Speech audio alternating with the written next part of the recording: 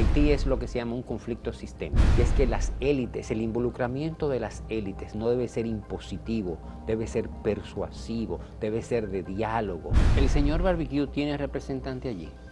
No, ellos dicen que tienen que ser tomados en cuenta. Yo pienso lo mismo, honestamente. La sociedad dominicana, además del gobierno, está atenta a todo cuanto está ocurriendo en Haití, que es nuestro vecino y que tiene una situación de bastante incertidumbre, aparte de una violencia generalizada y de riesgos mayores, incluyendo el riesgo de perder la vida por parte de personalidades, empresarios, intelectuales. La propia Conferencia Episcopal de Haití se ha negado a ejercer un papel de mediación en una situación en la que el CARICOM ha hecho una convocatoria que se reunió en Kingston, Jamaica, hicieron una propuesta, esa propuesta está en marcha, tiene el rechazo de los grupos violentos, pero es formar un consejo presidencial en el que parece que en las últimas horas ya hay más o menos algún acuerdo para que ese consejo presidencial escoja un primer ministro y que ese primer ministro con el consejo presidencial organicen un proceso electoral en un periodo de entre 3 meses y 6 meses. Hemos invitado a Nelson Espinal Báez. Es un abogado dominicano prestigioso, reconocido, tiene una experiencia muy amplia en materia de mediación y en materia de conciliación.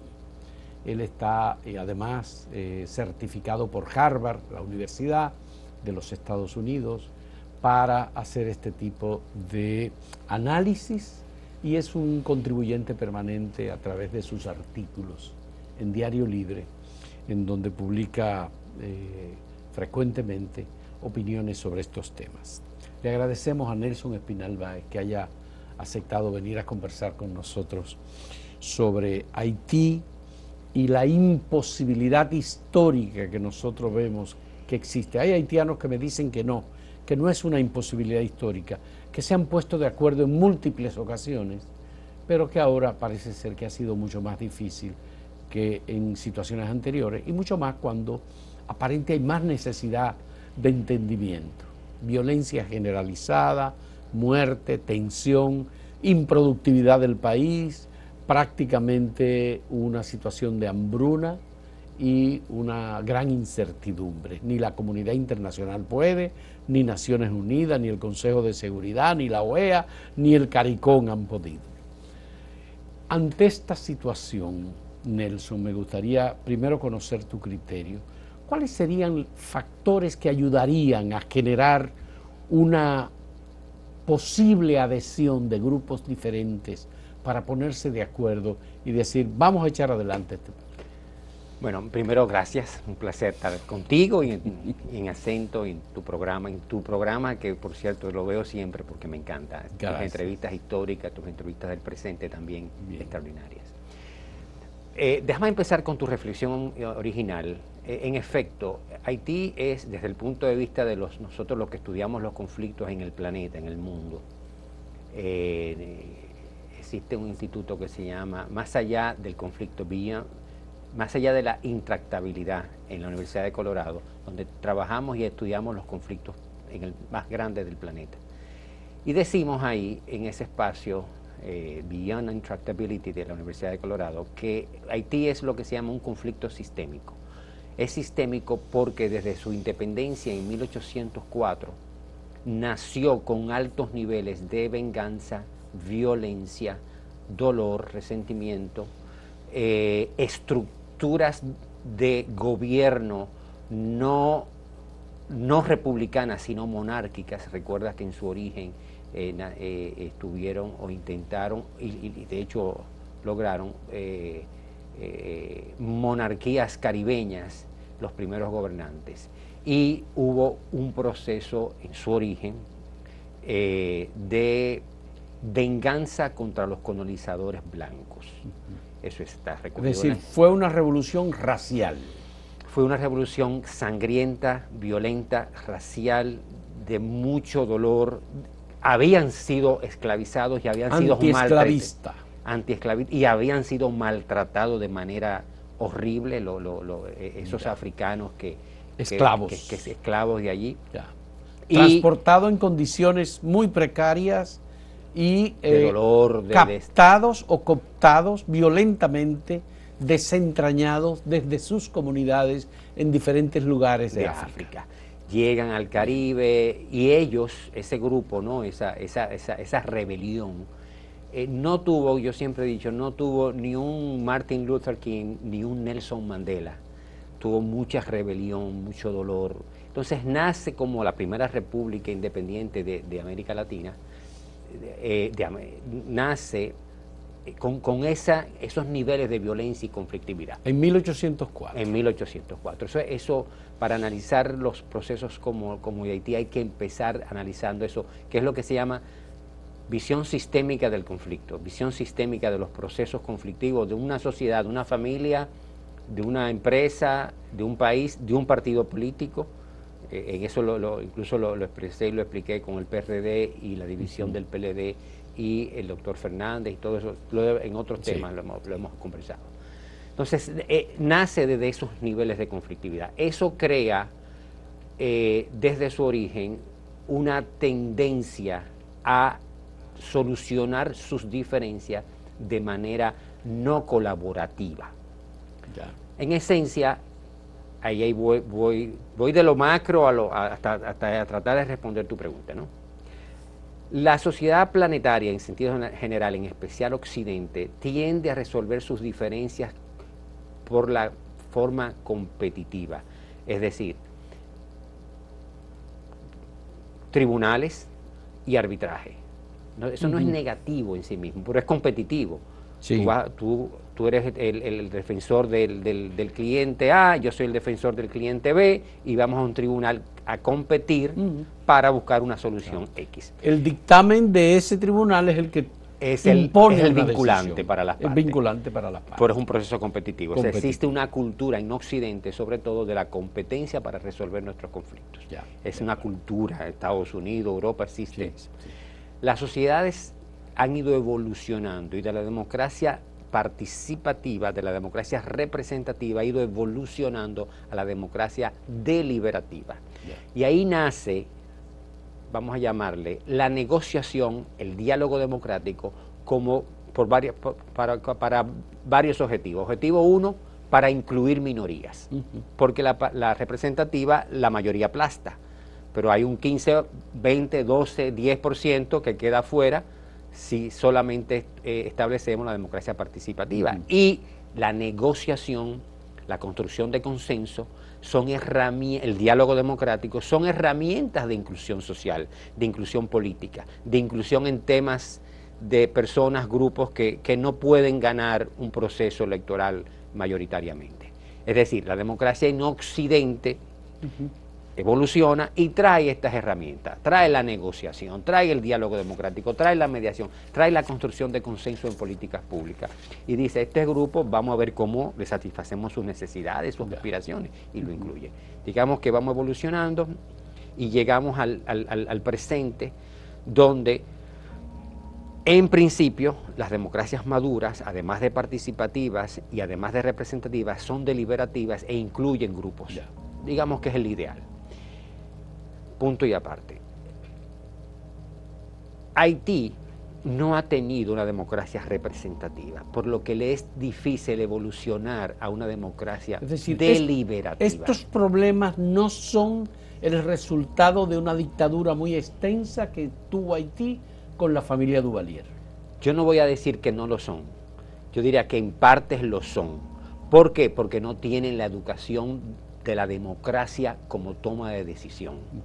Al contrario, sí, el factor de las dictaduras hace que no te eduques en la democracia. Las dictaduras tienden a imponer soluciones e incapacitan a la sociedad a tomar la responsabilidad de su destino. El dictador, Fausto, me voy a modo de ejemplo, es el que decide por 30 años. Yo, ciudadano, entonces no estoy educado en democracia. Por el contrario, sí, las largas dictaduras propician lamentablemente la incapacidad de los pueblos para asumir la educación democrática, para asumir los métodos democráticos de resolución de conflictos. República Dominicana tuvo una larga dictadura de 30 años y fue difícil el inicio del proceso democrático al caer la dictadura. Correcto. Elecciones, 7 meses después golpe de Estado, del establecido el primer gobierno democrático, intervención militar de Estados Unidos, guerra civil, es decir, todo eso fue difícil. En Haití ha habido eso también. Pero el origen de nuestra independencia, a partir de nuestra independencia en 1844 con los trinitarios, fue pacífico. Y ahí vamos a hacer una distinción. Sí. Vamos a hacer la primera pausa en este diálogo con Nelson Espinal Báez para entender la dificultad que tienen los hermanos haitianos para ponerse de acuerdo en cualquier circunstancia y ante cualquier solución a su problema. Volvemos.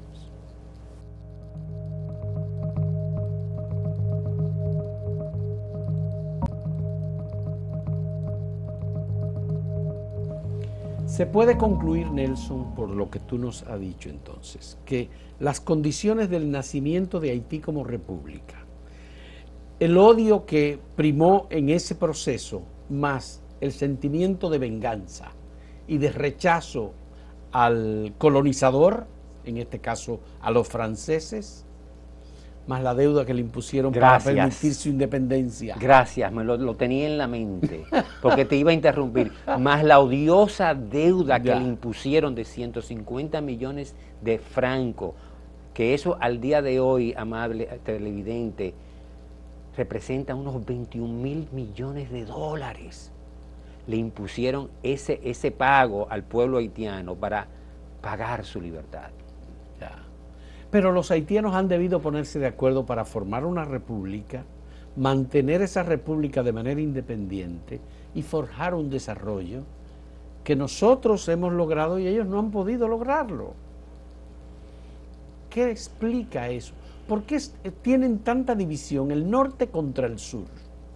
Creo que ha habido 5 presidentes que han sido asesinados, 5 presidentes, y todos pertenecen a una región específicamente. El norte. Hay un problema entre los mulatos y los negros, es decir, un problema racial dentro de Haití. Una herencia. Una herencia de su origen de 1804. Entonces, esos factores culturales. Este es el problema religioso propiamente.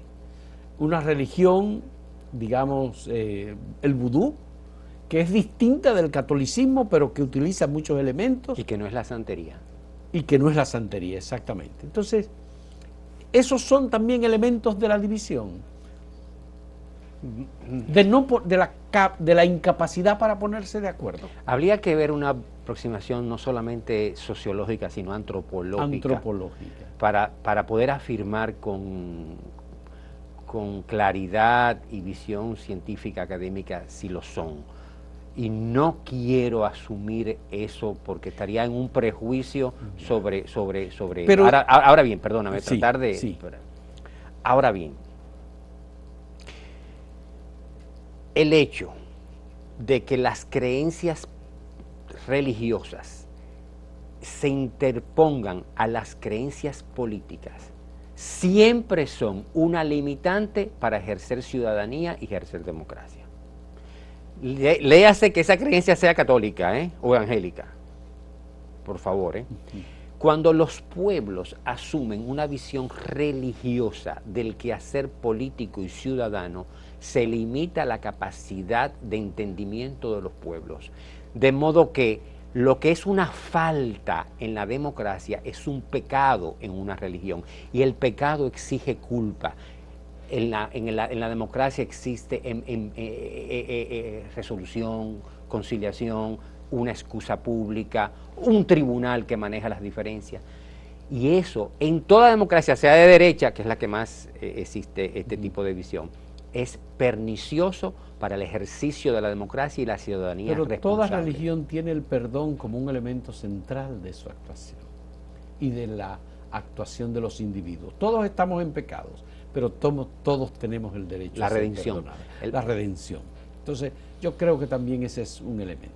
Quiero rescatar aquí el elemento de la literatura y estoy pensando en la novela de Jacques Roman que se llama Los gobernadores del Rocío.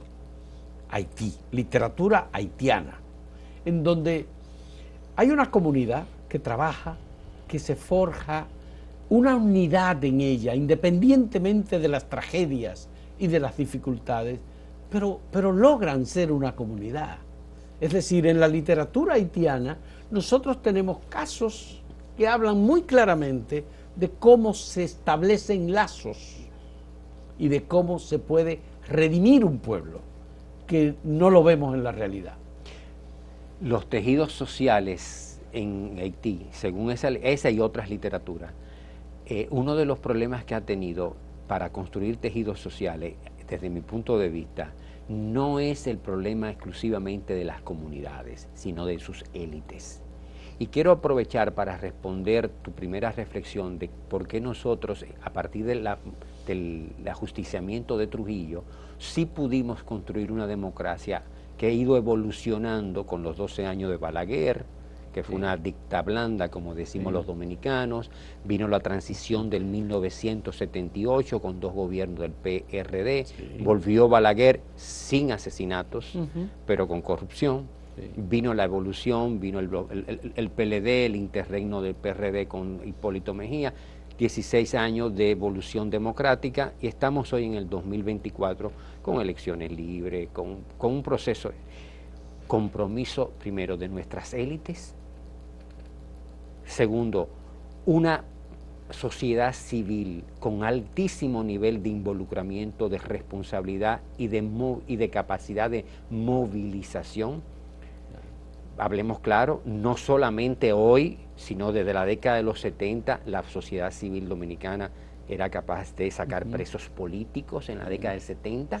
Y dentro de esa sociedad civil hay que mencionar también como parte de ella el sector empresarial. Y parte de las élites, un sector empresarial responsable en la construcción de esos tejidos sociales y de las instituciones democráticas, involucradas de lleno con los procesos de toma de decisión en grandes momentos nacionales o en construcción de consenso de grandes e importantes políticas públicas. Haití no lo ha tenido. Haití, la hermana República de Haití, los hermanos haitianos no han tenido ese involucramiento de sus élites. Ha habido, desde mi punto de vista, y estoy abierto a que los intelectuales haitianos me digan que no, que estoy equivocado y lo demuestren, no ha habido esa responsabilidad democrática, civilista, republicana con la construcción de su nación y de su pueblo y de su democracia. Yo creo que hay un elemento y un factor, digamos, que ha dificultado el diálogo. No es solamente el hecho de que la Conferencia Episcopal Haitiana diga yo no voy a participar de eso, yo no puedo mediar, no me voy a involucrar en eso. No, me refiero a que los intelectuales, las élites de Haití, profesores, académicos, profesionales, empresarios, una gran parte de ellos han tenido que salir de Haití para poder hacer otras actividades y desentenderse de algún modo del dolor de cabeza que representa la división de su sociedad. Así es. Entonces, esos que han salido de Haití, habría que buscar la manera de que pudieran regresar. Así es. ¿Estarán dispuestos a hacerlo? Grandes premios para los que adivinen. Grandes premios para los que adivinen. Sí, no lo sé. La respuesta es que no quiero. A ver, esperamos que sí. Ahora bien, esperamos que sí, y yo quiero decir algo con mucho respeto al proceso haitiano, con mucho respeto al proceso haitiano. Yo espero que sí, pero hay algo importante, y es que las élites, el involucramiento de las élites no debe ser impositivo, debe ser persuasivo, debe ser de diálogo, de respeto a minorías, de respeto a los procesos internos. Si las élites van a intentar involucrarse para imponer recetas a su manera, lamentablemente van a ser rechazados por su pueblo. Los pueblos tienen una inteligencia tienen un conocimiento, tienen una sabiduría que dicen, usted no ha estado aquí en 30 años, ahora me viene a presentar esta receta. Entonces el mismo pueblo haitiano, los mismos líderes que están allá, lo podrían rechazar. Sí. O sea, tiene que ver lo que se llama en política una legitimidad, una legitimización de su involucramiento. De que, imaginémonos, yo que me fui, tú que te quedaste, para yo ganar tu respeto, lo primero que debo hacer es escucharte. Sí. Lo primero.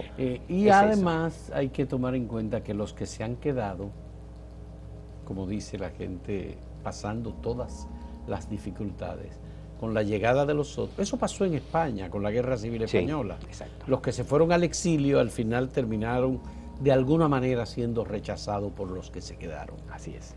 Y esa puede ser también una situación que pudiera verse. Por eso don Juan Bosch llegó en julio del 61, fue 62, ayúdame a recordar eso. Y Ángel Miolán y su grupo llegaron el 5 de julio, la avanzada del porque sabían que los procesos políticos hay que involucrarse, hay que estar allí. Entonces esa es una de las dificultades porque tenemos intelectuales, profesionales haitianos que ocupan posiciones altas en organismos internacionales, en muchos lugares, con muchísima capacidad, pero la están dedicando a otro lugar del mundo, esa capacidad, no a su país. Sí. Y con gran formación, ¿eh? Sí, mucha formación. Una formación. Yo he conocido intelectuales, empresarios, ciudadanos haitianos aquí, fuera, en Estados Unidos, en Francia, en España. Es una formación impecable. Sí, hacemos una última pausa en este diálogo con Nelson Espinal Báez, especialista en mediación, en negociación y en solución alterna de conflictos.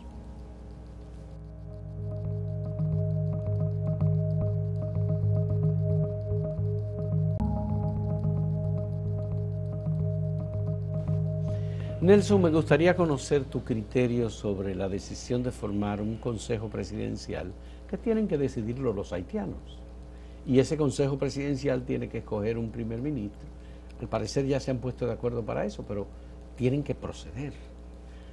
¿Cómo tú crees que puede ser el proceso con la oposición que tienen de las bandas que están asaltando ahora Petionville y las zonas exclusivas de determinados sectores que nunca habían recibido ese embate, digamos, o combate de los grupos armados? ¿Quién escogió ese consejo?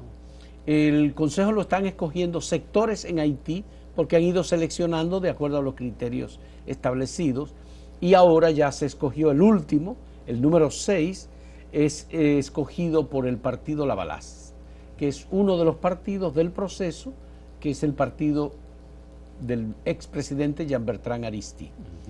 Y ya se acaba de ofrecer el nombre de esa persona. Es un dirigente político que se separó de Lavalaz y tiene otro partido, porque hay muchos partidos en Haití, hay más de 60 partidos en Haití. Una pregunta, ¿el señor Barbecue tiene representante allí? No, ellos dicen que tienen que ser tomados en cuenta. Yo pienso lo mismo, honestamente. Muy duro lo que estoy diciendo. Que hay que tomar en cuenta a Jimmy Cherisier alias Barbecue. Sí, mira, ahora vamos a la gestión de conflicto de manera presente, de manera hoy. ¿No? ¿Tú entiendes? O sea, fue muy bonito todo lo que conversamos, pero vamos a gestionar este conflicto. ¿Quién tiene el monopolio de la fuerza y de la violencia en Haití? Jimmy Cherisier alias Barbecue. ¿Quién no ha usurpado funciones públicas y tiene liderazgo en Haití? Jimmy Cherisier. Bueno, él fue agente policial. Fue, pero hoy no lo es. Ya no lo es. Ya no lo es. ¿Quién ha unido las bandas detrás de él? Y formó el G9. Es él. Jimmy Cherisier. Sí. En términos de vigencia, y voy a usar la palabra, entre comillas, legitimidad, con comillas, por favor, ese señor tiene que ser tomado en cuenta. Y lo digo con toda responsabilidad, como gestor de conflicto, como experto en el área. Los procesos políticos no son de santos, monjes y monjas. Señores, es fuerte, es descarnado lo que te dice para muchas personas. Los acuerdos de Kingston excluyen lo sé, a Jimmy Cherisier alias Barbecue. y a Guy Philippe también lo excluye. Ahí voy. Por eso van a tener altos niveles de conflictividad y violencia en la medida que excluyan, sobre todo a personas que hoy tienen más vigencia política, social y militar que el resto de otros actores. Ahora bien, con estos bueyes es que hay que arar. Me hiciste una pregunta y voy a tratar de respondértela, pero quería esa introducción muy fuerte, muy poco convencional, pero estoy buscando soluciones políticas en un proceso complejo, difícil, caótico. No estamos en un laboratorio de una universidad buscando la respuesta perfecta, democrática, ética. Estamos en gestión política de proceso. Ese consejo, además, una vez instalado, debe auspiciar lo antes posible. Ese primer ministro es las elecciones, el proceso electoral. Y una vez decidido el proceso electoral, tiene que haber un rediseño institucional de Haití, porque su constitución y su modo de gobierno profundizan el caos, profundizan el conflicto, profundizan la incapacidad de ponerse de acuerdo. Están aparentemente, y es la información que yo recibí en algún momento, ayer, que la próxima decisión de estas bandas es apropiarse de todo el tema de la generación eléctrica y apagar Haití. Tienen el monopolio de la fuerza, el monopolio de la violencia, querido amigo, es real. A ver, y yo quiero que el amable televidente escuche esto. En gestión de conflicto usted tiene que operar con la realidad, con los hechos. Usted no puede operar solo desde el desideratum. Personalmente yo quiero que los líderes sean los más éticos, los más pacíficos, los más democráticos. Claro que sí, pero usted tiene que tomar decisiones con la situación real, con los hechos. ¿Qué es lo que está sucediendo y quiénes son los líderes? Es con ellos que usted tiene que interactuar. Sí, así es. Para nosotros, por ejemplo, Camaño, vamos, por favor, una figura extraordinaria en nuestra historia, pero Camaño surge del éxito y de la valentía, de su accionar valiente en un proceso revolucionario. Pero Camaño estaba reivindicando la Constitución de 1963, que fue derogada. Que fue arbitrariamente. Entonces, los liderazgos nacen de los procesos caóticos. Hay un liderazgo emergente en este señor Barbecue, lo que te quiero decir. Sí, hay un liderazgo emergente. Es real. Delincuencial, pero liderazgo. Tiene el control de las armas. Tiene una serie de elementos. Y tiene el territorio. Por eso puse legitimidad con comillas. Sí. Pero la gestión de los procesos políticos es con realismo. Ya. Así como hablamos muy bonito ahorita, que el amable televidente dijo, ¡ay, qué interesante!